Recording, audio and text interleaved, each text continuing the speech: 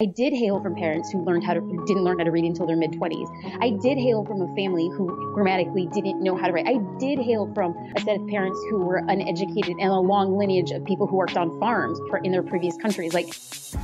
This is true. And all of a sudden I felt like shame, embarrassment, insecurity, unqualification. And as much as it hurt, dear God, that woman gave me the greatest gift.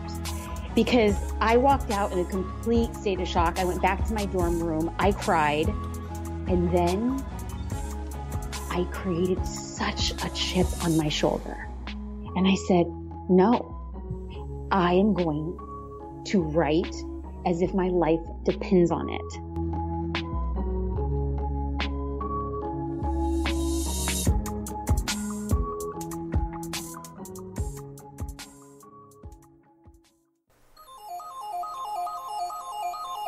So the question is this: how do thought leaders, school dropouts, former and current students find out what's next after they do or don't cross that stage? If you want to know the secrets to starting the career or business of your dreams, getting paid whatever you desire, and discovering what you do the best with the least amount of effort, then this is the right podcast for you. I'm Shawn Anthony, and this is School's Over. Now what? The podcast. Ladies and gentlemen, welcome to School's Over, Now What the Podcast, and I'm your host, Shawn Anthony. Today we sit down with none other than Jasmine Star.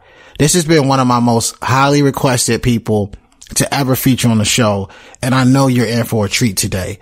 And I know a lot of you are very familiar with her content. She's a well-known photographer, business strategist, and helps many people build their companies and helps entrepreneurs build their brand and market on social media to achieve whatever their goals are in life and throughout their own personal journey.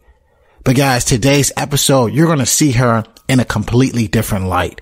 We talk about her life from homeschool to the public school system, and how a moment in her college life placed a chip on her shoulder and she just ran with it. You know, a lot of times in life, we get hit with challenges or we may hear words that it's hard for us to take in. What you truly have to understand in those moments of clarity is that you have to be thankful for it. You've just been given a gift. Guys, if you enjoy this episode, we only ask that you do one of a few things. Screenshot yourself listening to the episode, screenshot your screens and tag Shawn R. Anthony _, and also tag at Jasmine Star and let us know what you thought of this episode. Every single week, I like to give you guys a review of the week. This week's review of the week goes to D Blue 702, who wrote, "Me being a college dropout and being 29 years old, I can see the value that Shawn brings to his audience. I listen to a lot of Gary V, Eric Thomas, and Ed Mylett, so I can honestly say Shawn has a very well done podcast." D Blue 702, I appreciate you, man. I mean, when you look at those names that you mentioned, Gary V, Eric Thomas, Ed Mylett, those are all three guys that anybody that is doing this would inspire to be. So to be mentioned in those same sentences with those guys is highly appreciated. This is just the beginning, and I appreciate you. This also is going to help us reach an even bigger audience. We do this for you. So every single play, every single listen is going to change your life. And hopefully this episode impacts how you carry yourself from now on. And you go forward. And when you're hit with a time of being nervous, being embarrassed, being scared, and feeling that fear, know that you have to take an action in your life. Ladies and gentlemen, episode 19 with Jasmine Star.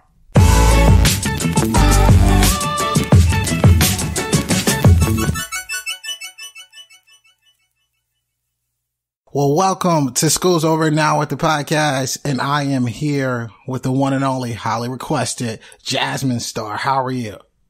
Oh, Shawn, with that welcome, I mean, I already feel well at home. Thank you. Man, we're excited for this one. So you've been somebody that has been highly requested. So I wanted to make sure that I reached out to you, and I kind of want to like dive into your story and, you know, how it relates so much to this topic. I'm ready. Thank you for having me. So take us back to like the beginning. Like, where are you from?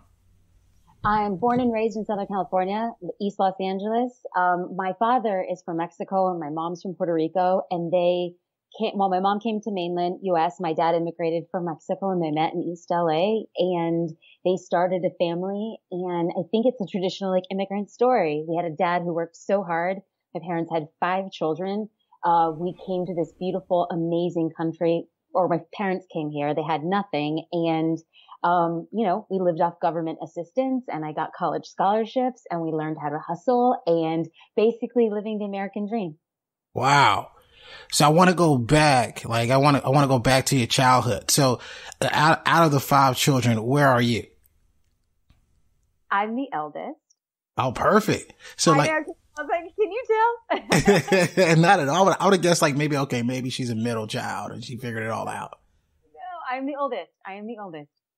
Oh, wow. So as you're growing up, like in like your childhood and, trying to figure out what you needed to do, like when you were in school, like what was some of the things that you like were naturally just drawn to? Well, you know what? I probably should explain that I was homeschooled until I was 14 years old. So school for me was like, I joke, but I'm kind of being serious. No diss on my mama, but I felt like I was like schooled by wolves. It's like she had 5 kids and we lived in the hood and, my parents, as simple as they were, like they didn't want to send us to schools because it's like we would have to go through like metal detectors to get in and they just didn't feel like it was a healthy environment. So what my mom did, my parents literally had no money for textbooks, but at the end of the school year, my mom would go behind the local elementary school and she would dumpster dive. And so she would collect, like teachers would throw away textbooks that had pages ripped out or pages missing. And what she would do is she would collect like 6 of the same book. And then from the 6 books that were all dismantled, she would reassemble one book with all the broken pieces of another. And so that became our textbook. Every year we would get a new textbook that was kind of like, duct taped along the spine, but she would kind of give it to us and say, I'm going to walk you through this in the morning and then you'll just work on it the rest of the day. And so we had a lot of time just to be creative. We had a lot of time to do anti-school, which really empowered me to fall in love with learning. Oh, wow. And it sounds like your mom, like it seems like she had such a hunger and a passion to make sure you guys, had that type of education. So she was putting textbooks together.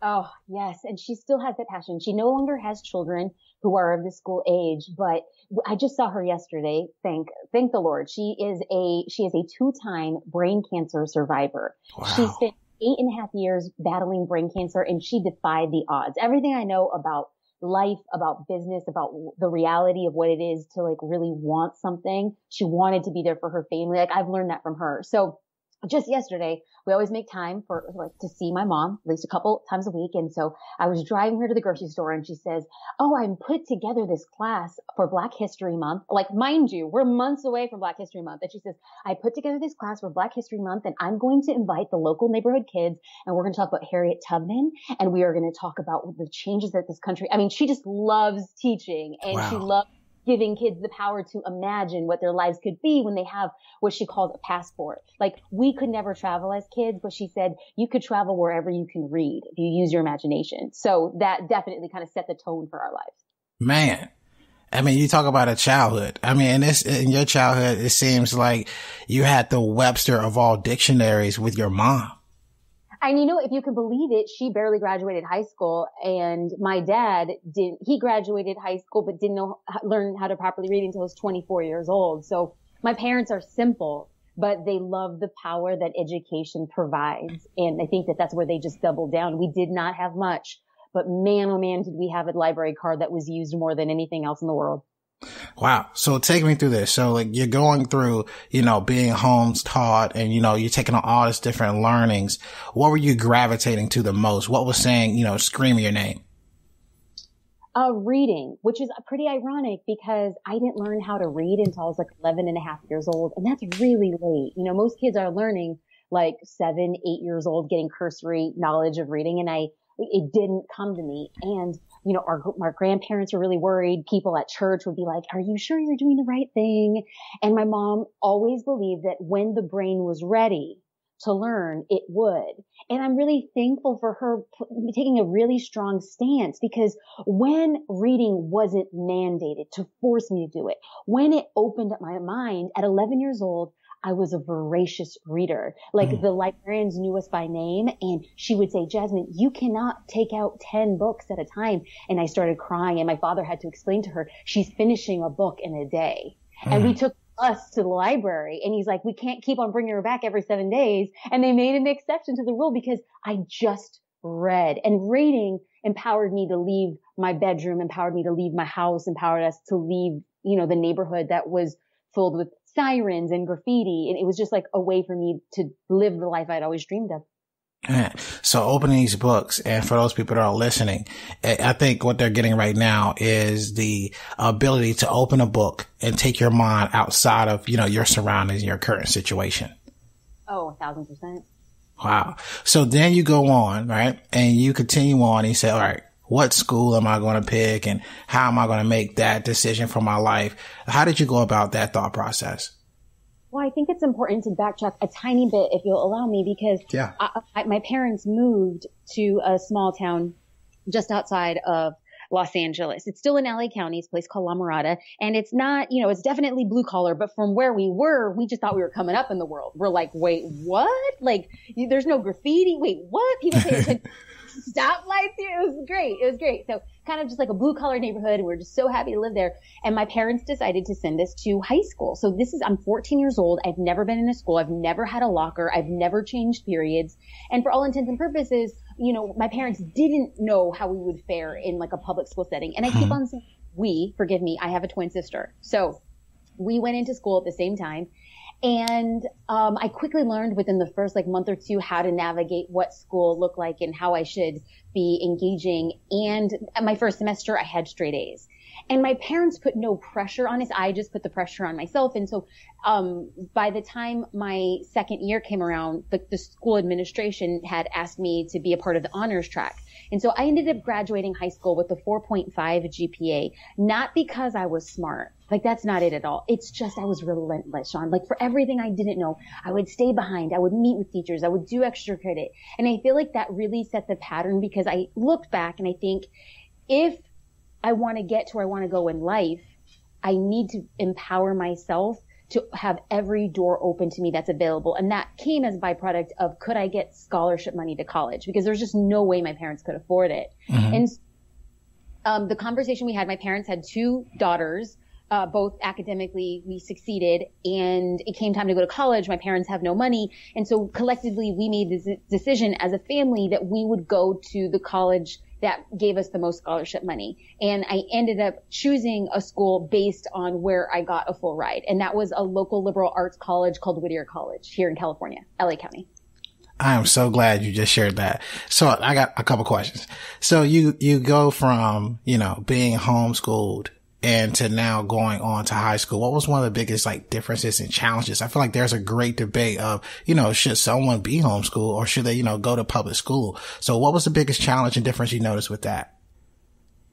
It was so much more rigid. And this was the first time in 14 years that, it's like when you went into school, the only objective was to test well. It wasn't comprehension. It wasn't deep depth learning the way that my mother valued depth. She valued contextual learning. What did it mean in the world? And I think when I went to school, it was like, oh, this is just rote. I need to regurgitate what I just learned in the past few weeks on this test. And if I do well, okay. And so it almost became systematic computation instead of education.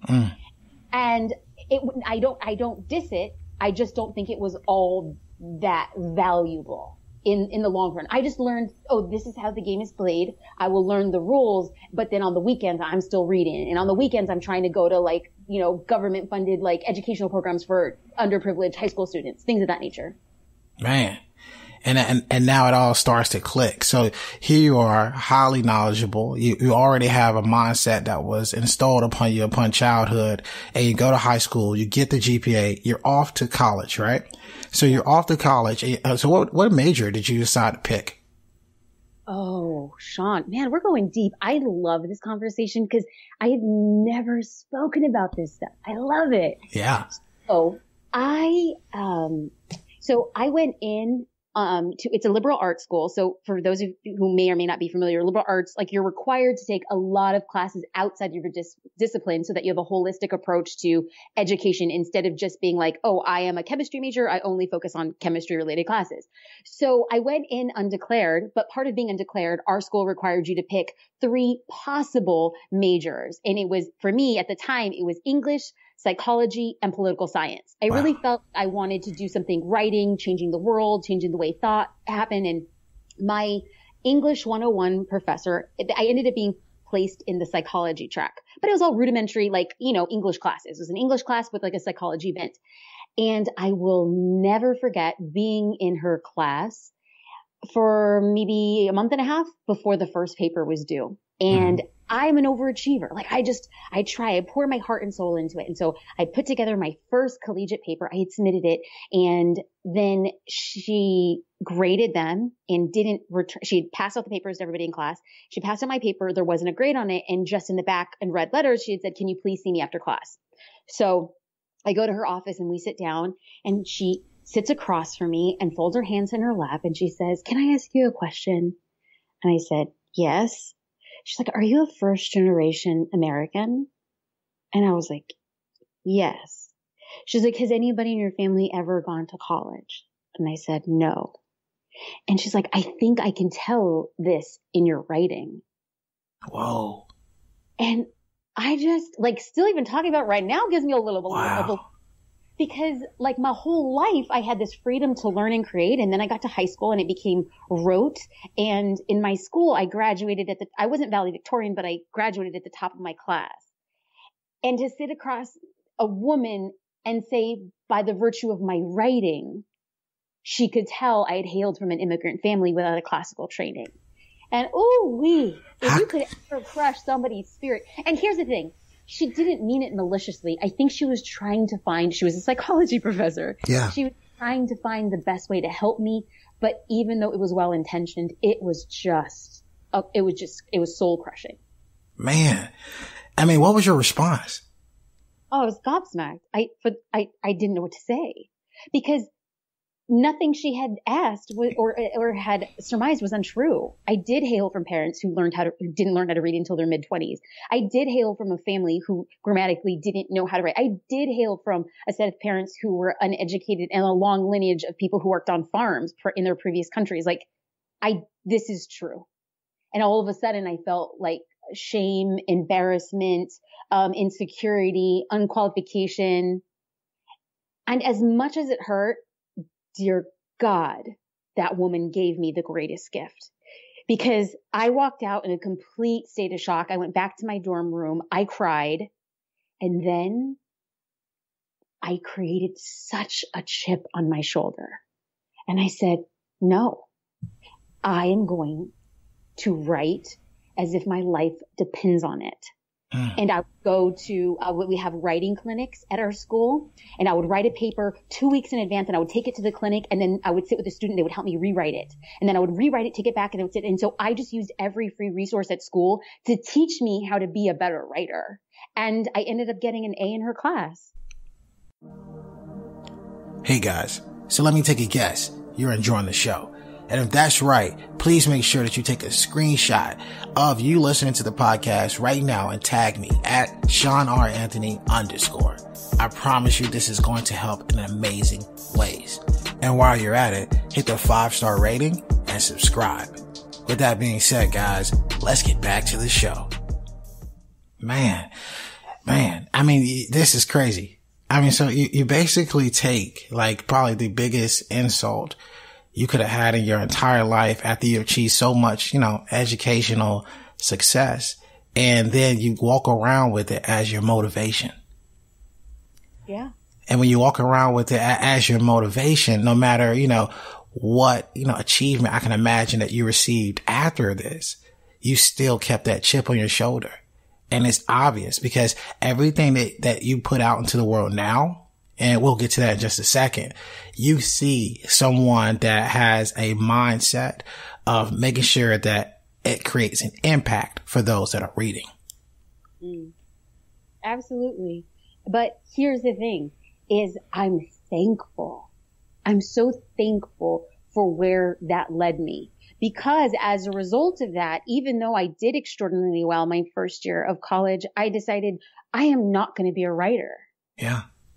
And I ended up switching my major to business administration, which I'm so thankful for. I excelled. It was great. It was wonderful. It changed the path of my life. And so in that regard, I'm very thankful. But what I think has happened as a result of that, because, when you're in college, it's like the first time you're an adult. So the first time in my adult life, so early in my adult life, I have this like pivotal transformation, and there was an opportunity for me. And I say this like I'm pontificating, right? I could say this in retrospect. Now, at the time, I wasn't this deep or cerebral, but as an adult years later, I could look back and say, you chose to look at the situation in one of two ways. Positive, I am going to prove something to somebody, or I could have equally have viewed it as negative. It could have crushed me. I could have said, you know what, you're right. This is the fact. I will just float through school. I could be mediocre. Maybe I won't return next semester. Perhaps I don't belong. But that was just the first of so many times in my life where somebody had underestimated me, or had an assumption, or had a theory of how I would succeed. And I then set it to be my mission to prove them wrong. And we all have that same power. We all can look at the same situation and say, somewhere in this will be the best possible thing to happen in my life. And that's the best way to treat, those very tough moments. I truly believe that tough moments and times where you have to face reality are the times where you're going to see what you're made of. And then you'll also see the person that you are, designed to become. So I gotta share. I gotta thank you so much for just sharing, like, it being so vulnerable and giving that story. I'm not sure. Has anybody ever heard that story? I don't think so. Wow. That's powerful beyond measure. So you continue on, right? And so when was school over for you? And like, did you go on? Did you finish your degree? What was next after that? Yes, I earned my degree in business administration, and I graduated summa cum laude from Whittier College, and I applied to law school. And one thing I should be very, very clear is I earned good grades. I didn't make good grades. And I think it's very clear that as a result of being homeschooled and never having taken standardized tests, I, one, don't know how to take standardized tests. And two, intellectually, I'm just not there. And so all throughout childhood, we tested extraordinarily low on aptitude tests and state mandated educational tests, extraordinarily low. And then when I graduated high school, I graduated with a 4.5, and my SAT score, cumulative, I took it twice, was 940. Whoa. Yeah. And so that was really jarring, which is why I probably lost out on a lot of opportunities to get scholarships to different schools. So when I took the LSAT, I performed extraordinarily low, even though I graduated with a 4.0 in college. And so again, this goes back to the same pattern in my life, is that for all intents and purposes, I had studied for the LSAT like my life depended. It's not because I didn't study. It's not because I didn't take it twice. It's not because I didn't pay for the courses to learn how to take the test. My brain just does not work in that capacity. And so here I had the opportunity, again, a fork in the road, to say, I can test myself to see if I could write the most powerful entry essays to law school and just explain to them who I am. And I know that the odds were stacked against me, but I ended up applying to the top 20 law schools in the nation and saying, hey, what does it hurt to be said? I mean, it takes nothing for them to say no to me. I knew that there was a 99.9% chance that these schools were going to say no to me. That was it. I knew it, but I still applied. And against all odds, I was accepted to the University of Virginia. I was Berkeley. I was accepted to UCLA. I was accepted to USC. These are all 25 law schools. Yeah. And in addition to others. And it was such this beautiful, powerful moment of redemption, because in the essay, it was all about grit. It was all about determination. And I gave proof of my scores at my LSAT. I gave proof of like me testing low as a homeschool child. And I said, but look at what happens as the result. Like, give me the opportunity. And not only did schools give me the opportunity, but 2 state schools here in California, UC Berkeley and UCLA, as well as USC, gave me scholarship money. So they just didn't want me at the school. They gave me money to go to school. And I ended up choosing, again, just out of resources, I ended up choosing UCLA because they gave me the most scholarship money. Wow. There's so many things to say from that. The fact that you said to yourself, you're going to listen to me one way or the other. And you reach out to all these different schools and they responded. It's amazing. Well, I think that we all possess the capacity to fight for what we want, on the condition that we know we are not entitled, on the condition that we know the odds are stacked against us, on the condition that we are the underdog. Anything beyond that is money.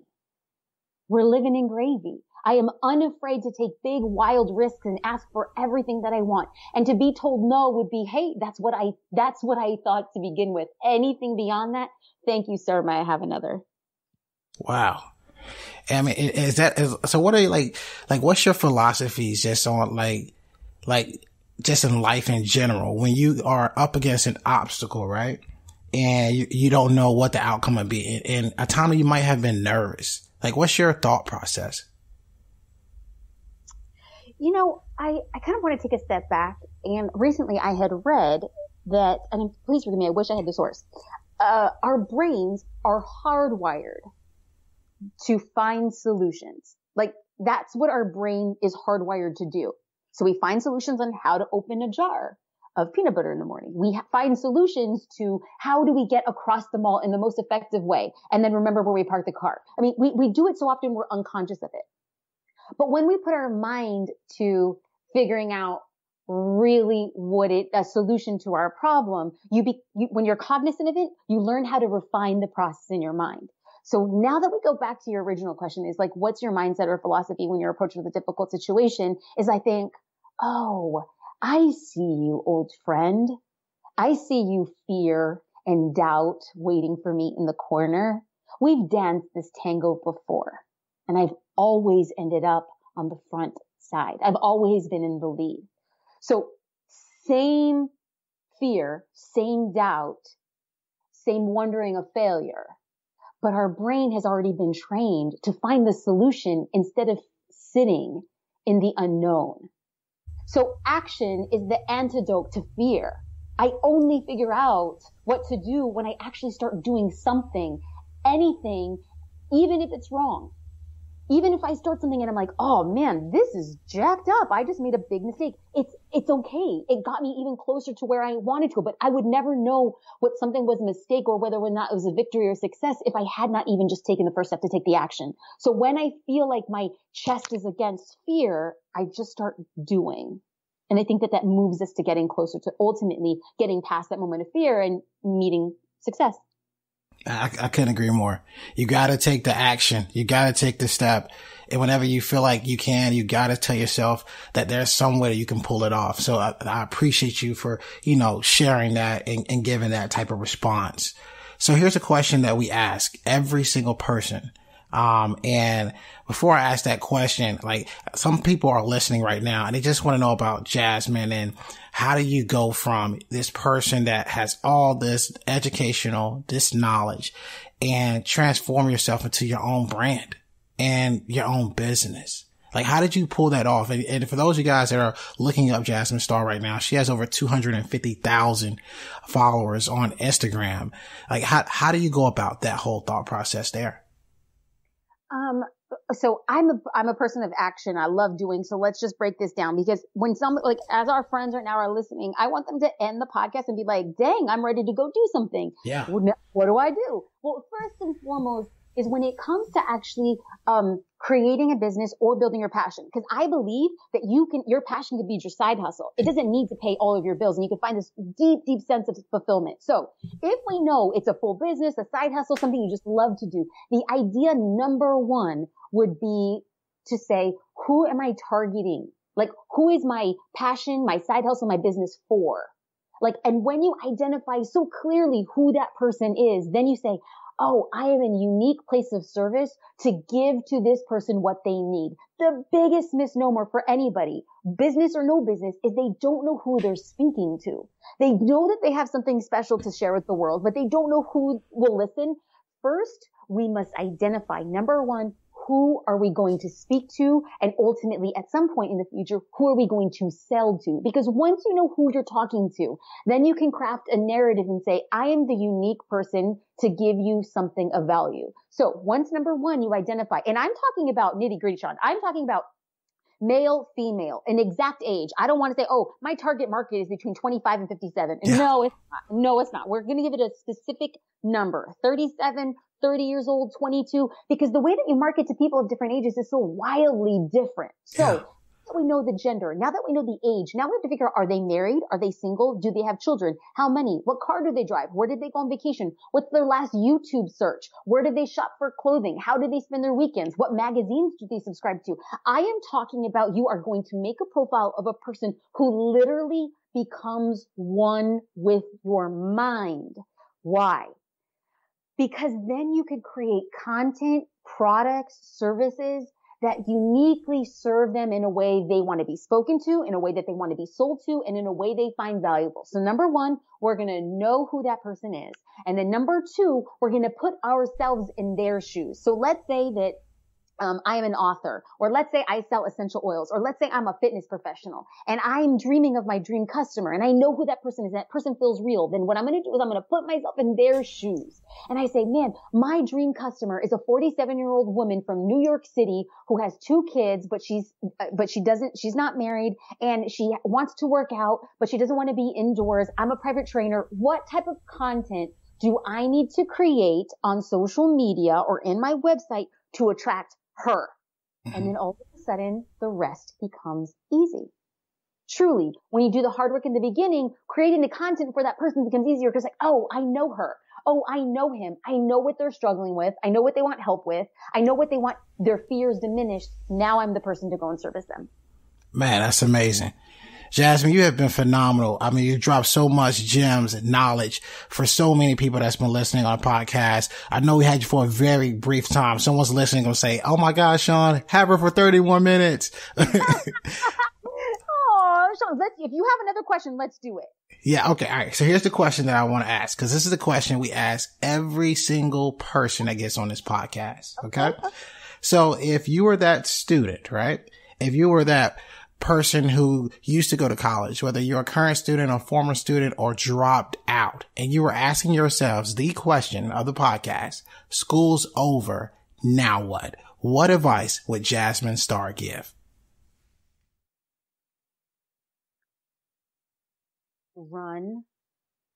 Don't look back, and know with every fiber of your being that it is going to be okay. I think that I have spent half of my life wondering, will I be okay? Will it be okay? What will happen? If I can go back and tell myself 5 years ago, 10 years ago, if I could tell my 5-year-old self, I would lean over and I would whisper to her after college, after elementary, after junior high, I would say, it's going to be okay.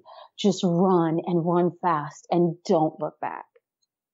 Man, I appreciate you. You have been phenomenal. And there's no other advice I can tell anybody to just go out there and just run and don't look back. Jasmine, you have been a pleasure to host and have here on the podcast. And for those people that are listening, always remember, dream it, believe it, go out and get it. Yo, what you think? I hope you enjoyed today's episode. I want to know what you learned. So if you wouldn't mind, would you take a screenshot of you listening to the podcast on your phone right now? Upload to your Instagram stories, tag me at Shawn R. Anthony _, and then let me know in that Instagram story what is one thing that you learned. I love hearing from you, my listeners, thought leaders, former or current students all around the world. Let me know. And while you're doing this, go inside the podcast app. Subscribe, leave a 5-star review, and a 5-star rating. Again, this helps us reach more people. And if you want to be a part of this mission, helping us change the world one person at a time, it makes a massive difference by you leaving a review. Thanks so much. I'll see you next week. And remember, dream it, believe it, go out and get it.